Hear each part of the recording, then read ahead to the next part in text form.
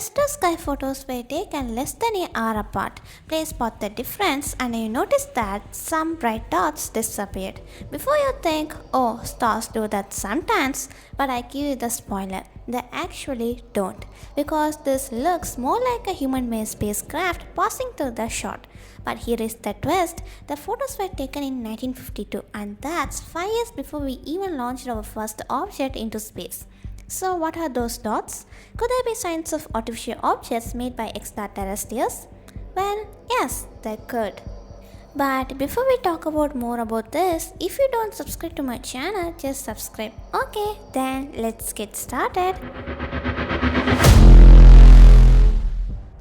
At least that's one of the hypotheses proposed by researcher Beatrice Villaroyal, Stockholm University in Sweden. She recently published 2 papers trying to explain these disappearing points of lights in photos from the early 1950s, what her team calls transients. So these are star-like objects of unknown origin that showed up in the first Palma Observatory Sky Survey. This was a major astronomy project in California that used a nearly 50-inch telescope that produced almost 2,000 photographic plates of northern night sky. And there is no denying it, the transients were there and they were acting weird, disappearing all of a sudden.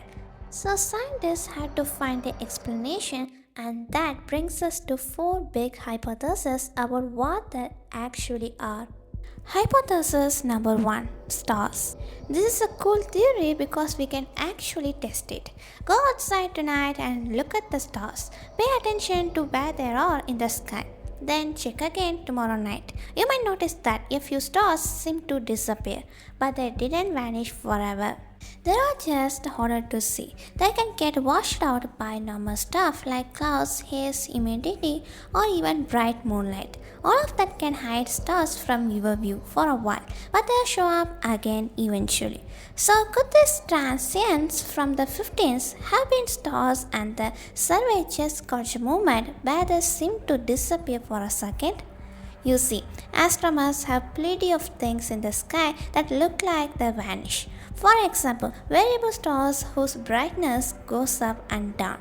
You are also called supernova, passing asteroids and active galaxies that can flower and fade. These changes can happen over minutes, days, or even years.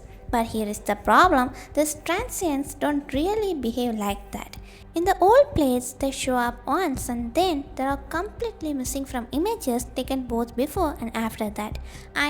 Astronomers didn't see them on a blue sensitive plate taken just 30 minutes earlier. They didn't show up on a red sensitive plate taken 6 days later either.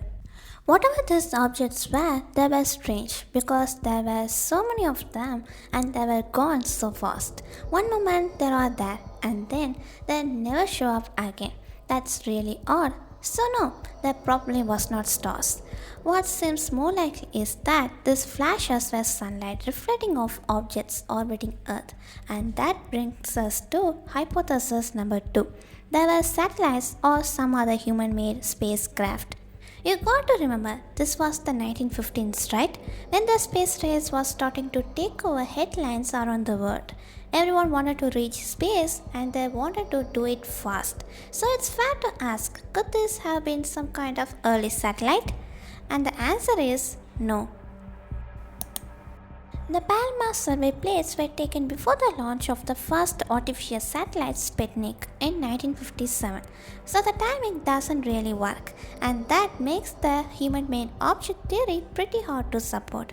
So, which brings us to hypothesis 3, extraterrestrial objects. Yep, something like an aircraft or a satellite, but made by highly advanced civilization out there, something that could have been flying around back then, maybe even watching us and then for some reason never landed on Earth. It's a wild theory, but when you look at how strange these transits are, you can see why some people take this idea seriously. But wait, one thing I didn't tell you is that not all the bright dots were perfect little circles. Sometimes they shown up as straight lines or thin bands. Other times they look sharp, almost star-shaped. And here is the weird part, patterns like that can happen when light reflects off something with a flat surface. A regular space rock like an asteroid usually wouldn't have flat malfunctioned looking faces like that. So the study raises the possibility that something artificial might have been up there before humans even started launching spacecraft. And here is where it gets even stranger. This transient showed up around the same time as a bunch of old reports of strange objects in the sky. That same number in 1952, and a lot of people claimed they saw unusual flying objects over Washington DC. And it was not just one or two sightings, the US Air Force recorded a total of 717 reports during that period. That's a pretty wild coincidence. But extraterrestrial tech might not be the final answer. So some scientists lead to a fourth hypothesis, human experiments. This new study suggests there could be a link to things happening down on Earth. In fact, more than half of the transients shown up the day after nuclear test. One idea is that the flashes could have been debris from those tests getting thrown high up into the atmosphere. But this theory isn't perfect either. The transients left its strings on the images during the 50 minutes exposure. And for that to make sense, the debris would have to stick around and stay concentrated in roughly the same spot for about 24 hours to match what we see. That's really hard to believe, if not basically impossible. Out in space, something doesn't stay fixed over one location for a full day unless it's being actively controlled.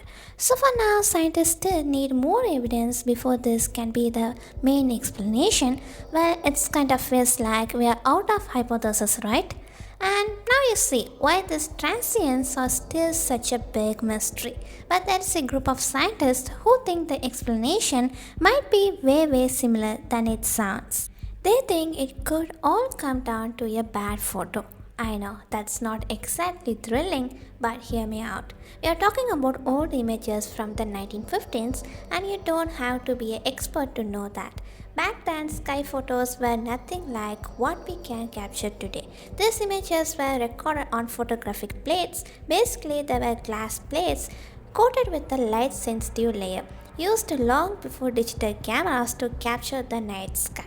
For that time, it was a big deal. It meant astronomers could store what they saw instead of drawing it by hand. But those plates had problems. They were sensitive. They could get damaged, and the images was not nearly as clean as what we get with modern digital sensors. These plates can have issues like scratches and tiny error in the light sensitive coating.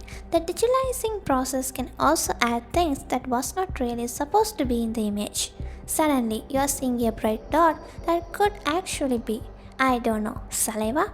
It turns out humanity can leave marks on photographic plates too. And if a scientist sneezed near a plate at some point, for example, that could have left a weird trace in the image. So if someone handled them badly decades ago, they could leave odd traces in the image. And researchers point out that some of the faintest transients shown up in areas of the plates that look contaminated. To completely rule out this hypothesis, they need to inspect the original plates under a microscope. The problem is the researchers don't have access to the originals. They are working with digitalized copies. Still, Beatrice Villarroel isn't fully convinced it's all just image errors. She says some of these transients line up in ways that are just too unlikely to be random. So the idea now is to keep digging into this with a project called ExoProbe. The goal of the program is to build a network of telescopes that will scan the sky for quick sudden flashes of light. And if these transients are real, we might not have to wait much longer to find out. So that's it for today. So if you like this video, just subscribe, like, share. Bye everyone.